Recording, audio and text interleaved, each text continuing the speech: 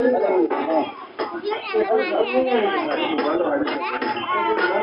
वालेकुम। मैं अजहर कश्मीरी फिलहाल सऊदीया ज़ादाकोट से ताल्लुक़ रखते हैं, काम करते हैं सऊदीया में।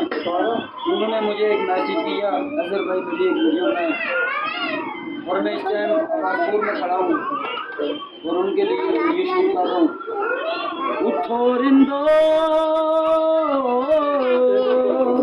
उठो रिंदो।